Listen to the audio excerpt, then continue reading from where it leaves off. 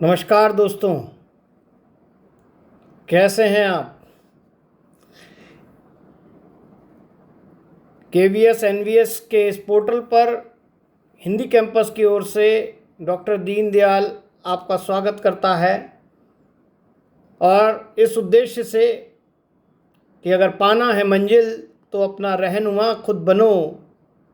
अगर पाना है मंजिल तो खुद अपना रहनुमा खुद बनो। वो अक्सर भटक जाते हैं जिन्हें सहारे तलाशने की आदत होती है। तो दोस्तों, आपको सहारा नहीं तलाशना है, आपको अपने परीक्षा के लिए खुद मजबूत बनना है और इसमें जो सहायता हम कर सकते हैं वो निरंतर कर रहे हैं। और आज इसी क्रम में 8वें दिन आपके सामने हम आए हैं अपने 10 प्रश्नों के साथ।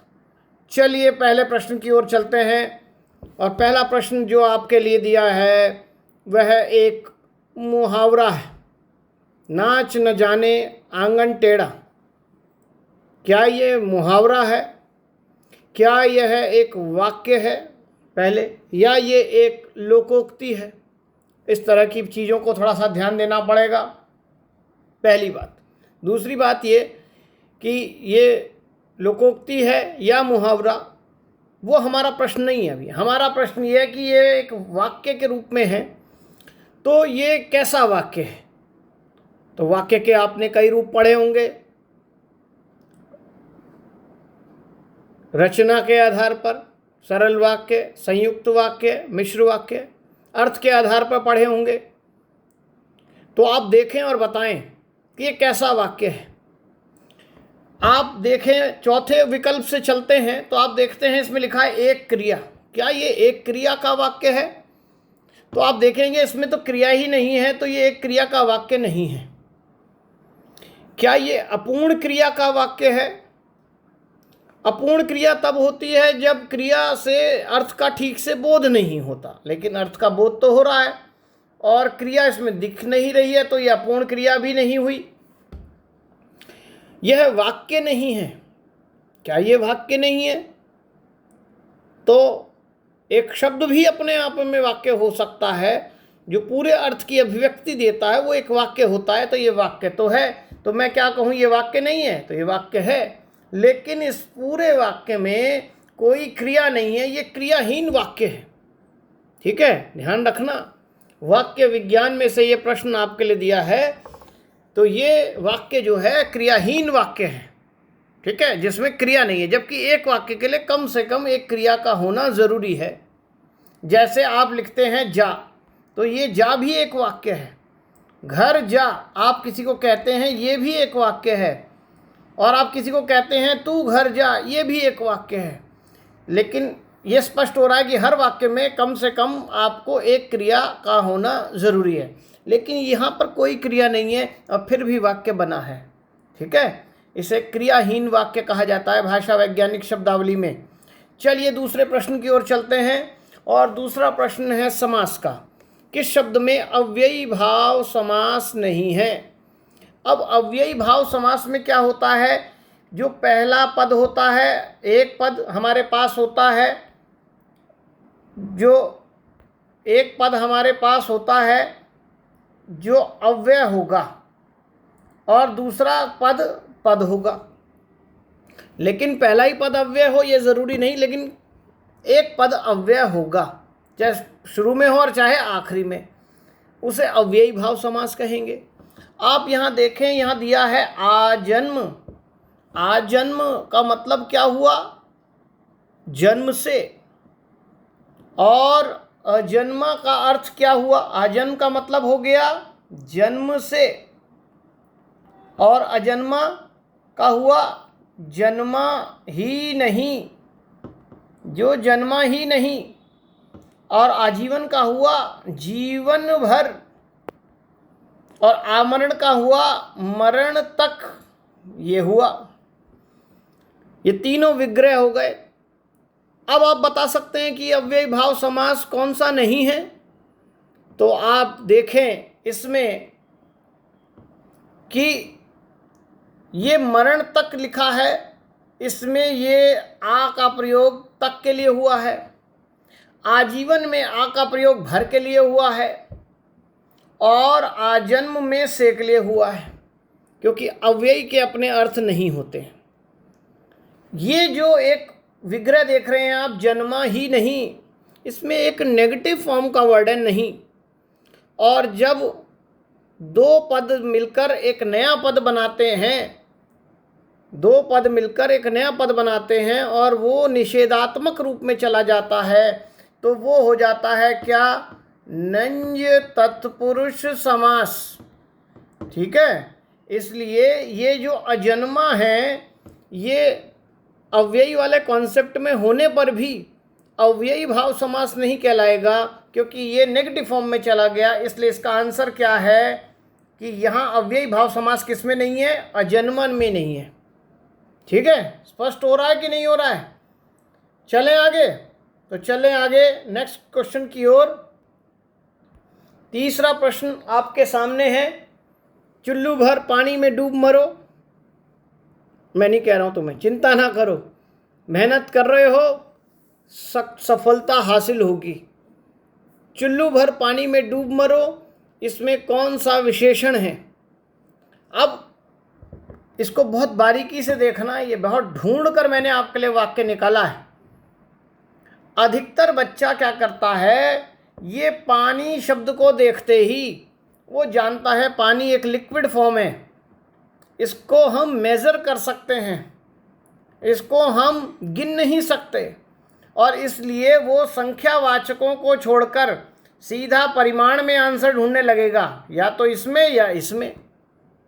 ठीक है, उसको लगता है कि ये परिमाणवाचक है, लेकिन क्या ये परिमाणवाचक है? तो ये परिमाणवाचक नहीं है। न निश्चित और अनिश्चित की बात ही खत्म हो गई, ये संख्यावाचक है। कैसे पता लगेगा भाई संख्यावाचक है? तो फिर आपको इसके सही रूप की ओर समझना पड़ेगा। क्या है सही रूप? जो विशेषण लगा होता है वो संज्ञा के आगे होता है, और संज्ञा यहाँ पानी ही नहीं है, पानी के अलावा एक संज्ञा यहाँ चुल्लू भी है। चुल्लू भर का मतलब हो गया क्या? एक चुल्लू। हाथ का जो एक आकार है उसे चुल्लू कहते हैं। तो चुल्लू भर का मतलब हो गया एक चुल्लू। चुल्लू भर पानी में डूब मरो का मतलब एक चुल्लू पानी में डूब मरो। तो यहाँ ये जो चुल्लू है ये बेसिकली संज्ञा है, और ये गिनती वाली है, एक दो, एक चुल्लू, दो चुल्लू, चार चुल्लू। तो ये संख्यावाचक होगा, और वो भी कैसा? निश्चित संख्यावाचक। बहुत इंपॉर्टेंट है, क्योंकि आप ढूंढते रहते हैं वो संज्ञा जो आपको दूर से दिख रही है। कई बार संज्ञा ऐसे छिपी रहती है। ठीक है, इसलिए यहाँ पर बहुत बच्चे गलती खाएंगे, इसको आप ठीक से समझ लें।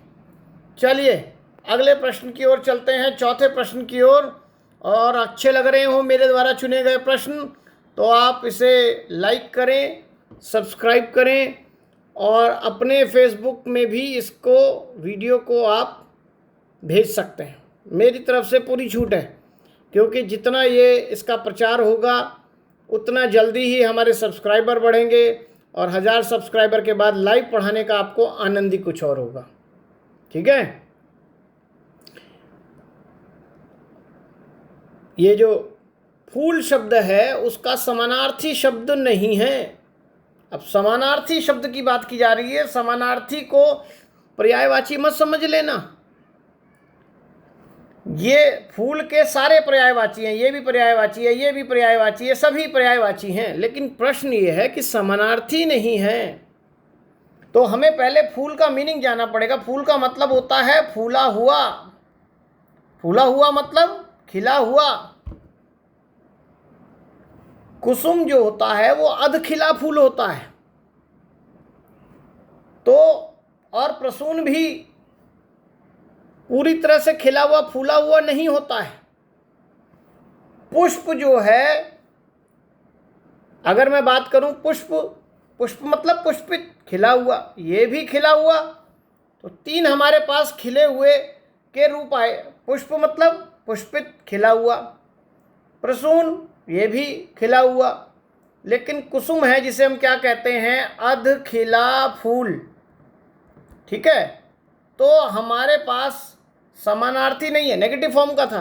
तो आंसर क्या है? कुसुम, जो फूल का समानार्थी नहीं है क्योंकि वो अधखिला है। पुष्प और प्रसून जो है वो खिला हुआ है। क्लियर हो गई यहाँ तक बात? आप हमारे प्रश्नों में सहयोग दे रहे हैं और मैंने कमेंट में देखा है बहुत से बच्चों ने बहुत अच्छे नंबर लिए हैं, तो सब बधाई के पात्र हैं। कईयों के फ़ोन करके मेरे पास पर्सनली भी अपने नंबर बताए हैं कि सर हम कमेंट में नहीं बताएंगे, लेकिन मैंने 9 नंबर लिए हैं 10 में से। किसी ने 1 नंबर भी लिया, उसने भी बताया है। शिखा हमारी एक स्टूडेंट है, 9 लिए हैं। 8 लेने वाले 4 लोग हैं। धर्मेंद्र है, राजेश है, उसमें महेंद्र है और अशोक है। ये 4 लोग ऐसे हैं जिन्होंने 8-8 नंबर लिए हैं। तो मैं चाहता हूँ कमेंट बॉक्स में डालें, झिझके नहीं। पर्सनल फ़ोन करते हैं, नंबर आपको दे रखा है, कोई दिक्कत नहीं है, आप भी बता सकते हैं। एक ये प्रश्न आ गया नया आपके पास, फिस फिस किसकी ध्वनि है? ये ध्वनियाँ जिनसे शब्द बनते हैं उनसे आंसर आता है। तो बहुत से लोग सांप पर टिक कर देंगे, लेकिन सांप वाला आंसर कैसा हो जाएगा? गलत, क्योंकि सांप की ध्वनि तो है हिस हिस। ये साउंड है किसकी? स्प्रे की, फिस फिस। सिक्के की साउंड होती है क्या? खन खन। और हवा की होती है साए साए, हवा चलती है। ठीक है, तो इसका आंसर क्या था? स्प्रे, स्प्रे की आवाज़, फिस फिस। बहुत विशेष शब्द है, ध्यान रखना। आइए एक और नए प्रश्न की ओर। छठा प्रश्न है पारिभाषिक शब्दावली का, कि एडहॉक शब्द का पारिभाषिक अर्थ क्या है। ये भी आपके पास आएंगे राजभाषा संबंधी प्रश्न। हिंदी पखवाड़ा चल रहा था अभी 28 तारीख तक, 14 से 28, उसमें ऐसे शब्दों का खूब प्रयोग हुआ। ये पदच्युत का मतलब है पद से हटा हुआ, पद से हटा हुआ, जिसे आप क्या कहते हैं? डिसमिस्ड। और कार्यकारी जो है, जिसे आप क्या कहते हैं? ऑफिशिएटिंग। और अंशकालिक होता है पार्ट टाइम। तो ये तीनों आंसर हो गए कैसे? गलत। सही आंसर क्या है? तदर्थ। एडहॉक का हिंदी पारिभाषिक शब्द है तदर्थ। ठीक है, चले अगले प्रश्न की ओर। ये लीजिए, फिर 7वां प्रश्न आपके सामने है। बहुत चिलचिलाती धूप है, इस वाक्य में रेखांकित शब्द कैसा है? शब्द के ऊपर विचार करना है, ये शब्द कैसे बना है। तो क्या ये अनुकरणात्मक शब्द है? तो ये अनुकरणात्मक शब्द नहीं है, क्योंकि अनुकरणात्मक शब्द वे शब्द होते हैं जो ध्वनि का अनुकरण करके बनते हैं। और चिलचिलाहट या चिलचिलाना या ये चिलचिलाती, ये शब्द किसी साउंड से नहीं बना है। अज्ञात व्युत्पत्ति मूलक या अज्ञात व्युत्पत्ति मूलक भी नहीं है।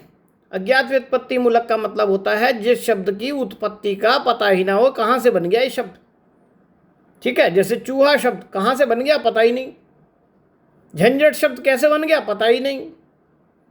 क्या ये चिलचिलाहट हिंदी से अलग किसी अंग्रेजी या उर्दू का शब्द है? नहीं। इसका सही आंसर क्या है?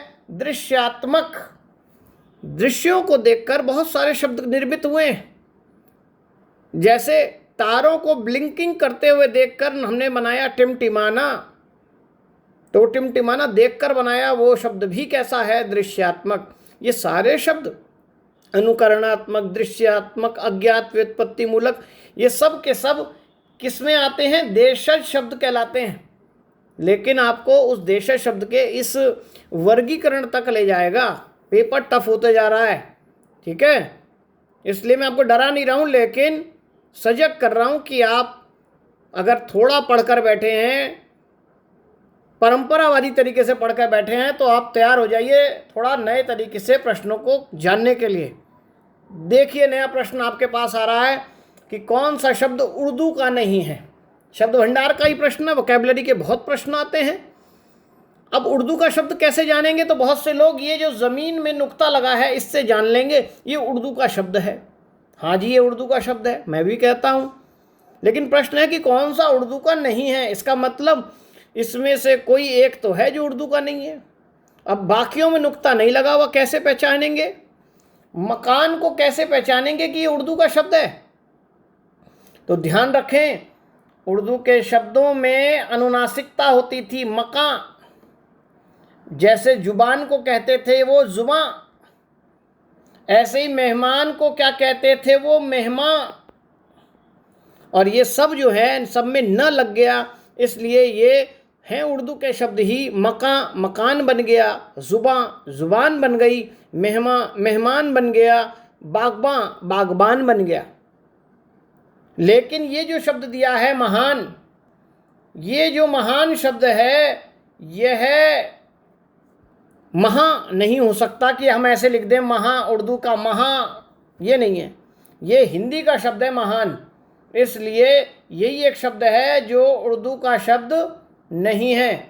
ध्यान रखें, तो हमारा आंसर क्या है? महान। ये उर्दू का शब्द नहीं है।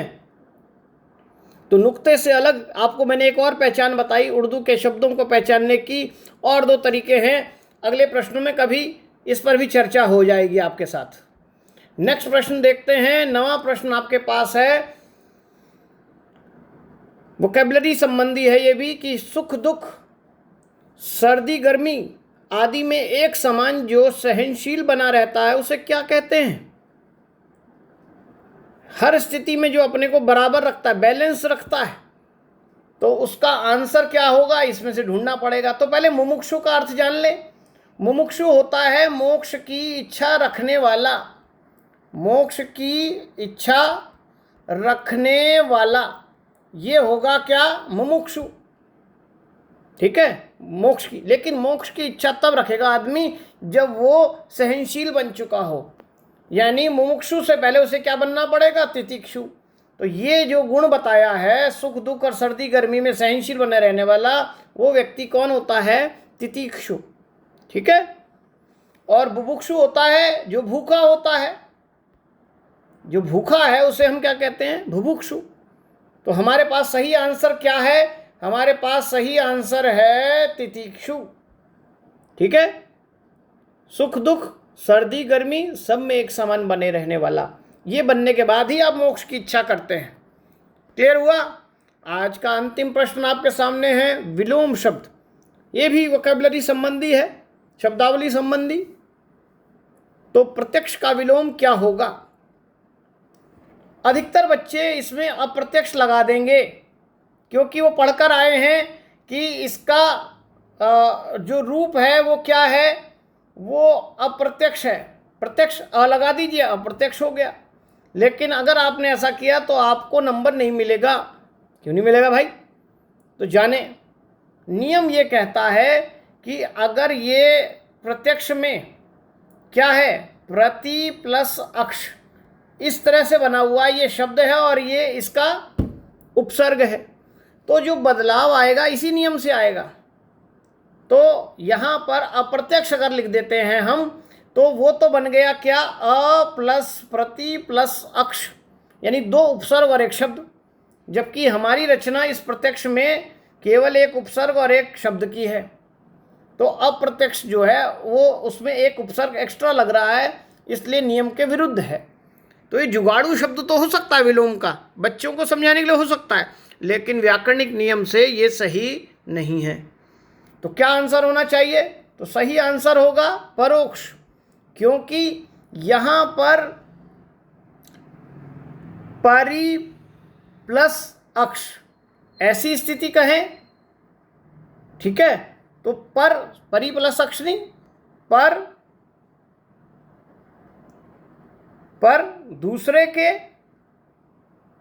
दूसरे की आंख से देखने की स्थिति को क्या कहते हैं हम? परोक्ष।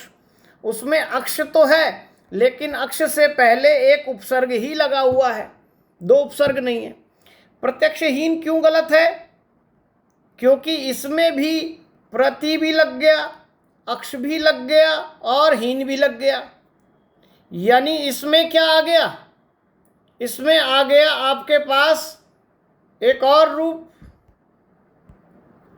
तो आप क्या देख रहे हैं उसमें?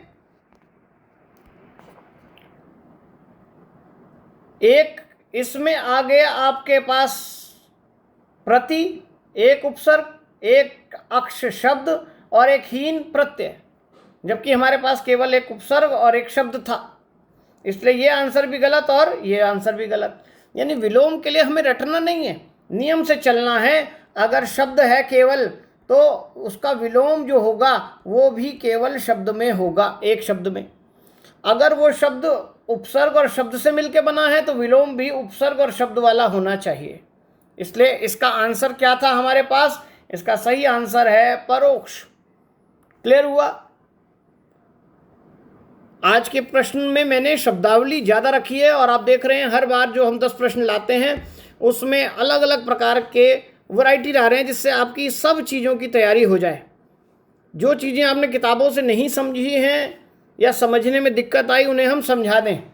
ठीक है, तो ये 10 प्रश्न आज आपके लिए रखे थे और इसके स्वयं मूल्यांकन करके आप कमेंट बॉक्स में डालिए, मुझे बहुत अच्छा लगता है। कोई डाउट हो फिर दोबारा आप पूछिए। अगले प्रश्न जो मैं आपके लिए, आप किस तरह के प्रश्न रखना चाहते हैं ये भी सुझाव दे सकते हैं।